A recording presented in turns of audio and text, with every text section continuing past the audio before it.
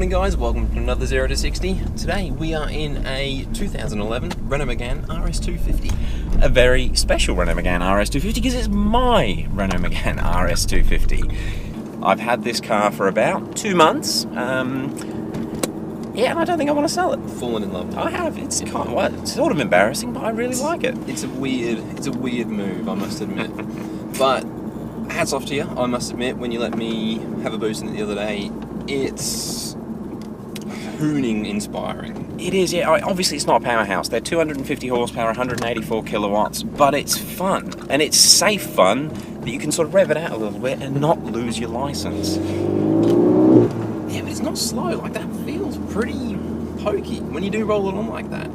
Yes, they are. They're around the mid 300 foot-pounds of torque, or 340-ish, which is reasonable for a car that weighs a bit over a tonne. I think they're around 1,300 kilos. Yeah. The car is, obviously, they're not well known for 0 to 60 times. So for what we do, I'm not expecting wonders. In fact, I'm ready to be embarrassed with the times it's going to do. Well, I think you're on the money. I don't think it's possible for this to be quick. It's a factory claim 6.1 seconds, but that sounds very optimistic for me, I think. With accurate timing gear that's measuring it by the GPS, I think, I'm hoping we break into the sixes, but we might not. The car is on Hankook Ventus tyres. They are nearly new. They've done about 1,000 kilometres. This car is the Cup chassis, so it has got the LSD. Now, all of these in Australia have the LSDs. They're all on the Cup chassis, which you can definitely feel the LSD pulling it out of quarters and pulling it when you accelerate off the line. But still, I've got low expectations. No, but there's only one way to find out, so should we go and do it? Let's do it.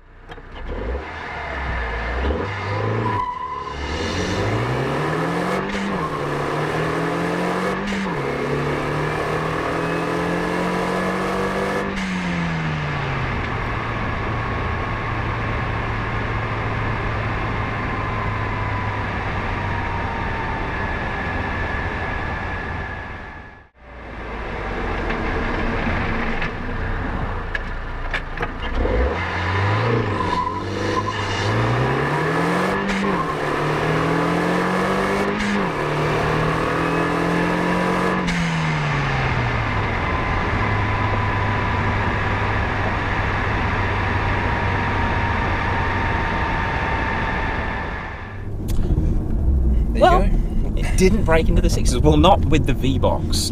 If you're new to this channel, lately, since 2018, we've been doing all the runs with a V-Box Sport, which in the motoring world is sort of the most accurate way you can record 0 to 60 times. This did 3 pretty consistent runs. The first one, I think, was a 7.35, then 2 7.0s. That's very consistent.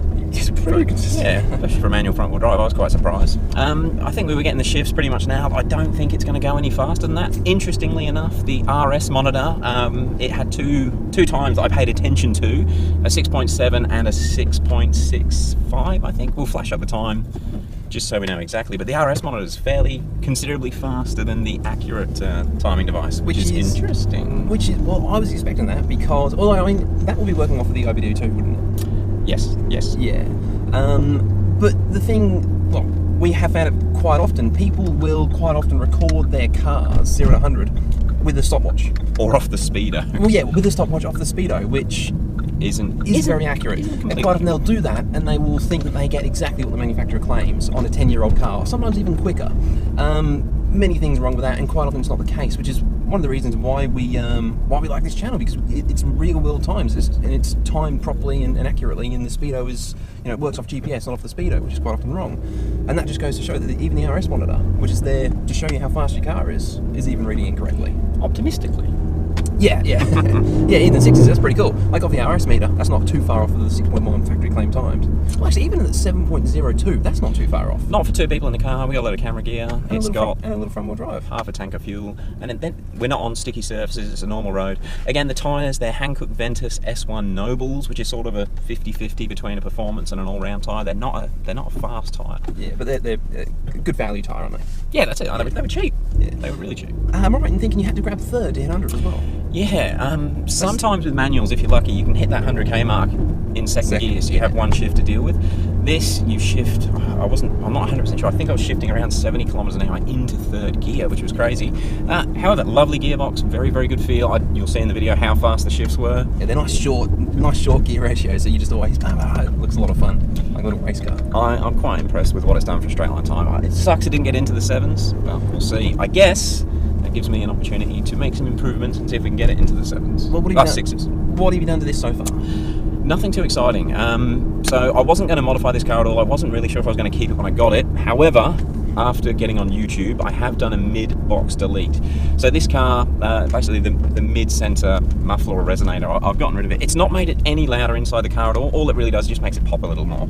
So when you're driving in normal mode, you don't notice a difference, but as soon as you put it in sport mode, you get those nice pops and bangs. Sounds cool, and it has got a bit of a bark now as well when you're really up it.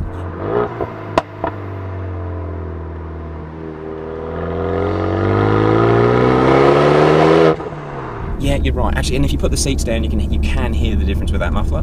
The other thing I've done, you've probably noticed in the video, you can hear the whooshes. It has got a Ram Air foam air filter. Yeah, not the original just filter. Still a panel filter, no pod or anything. Yeah, correct. Yeah, cool. Still use the standard cold air intake. Yeah, everything's stock apart from that filter. I'm going to have a bit of a play with this car. I have ordered an RS tuner from Henk over in the Netherlands, which should be arriving next week, and we're gonna do some mapping on it. Now that should make a hell of a lot more of a difference than a high flow filter and a mid-box delete, shouldn't it? Yeah, absolutely. That's interesting. So everyone speaks very highly of those. I'll be interested to see what it does to the times as well as just the drivability of the vehicle. That will be interesting. See if you can get down on that 7.02s again. That's it. And I'm also toying up about doing a decal. Alright guys, well thank you very much for watching. I hope you've enjoyed it. This is our first, I think it's our first front, oh no, the Sirocco was front wheel drive. Did this beat, it didn't beat the Sirocco. Boom, boom, boom. Big comfy Sirocco. That is a it's got launch control and stuff. It's not a manual, so yeah, blame my shifts. Yeah. Don't hate me, Renault world. Alright guys, thanks again. Thanks guys, we'll see you in the next one.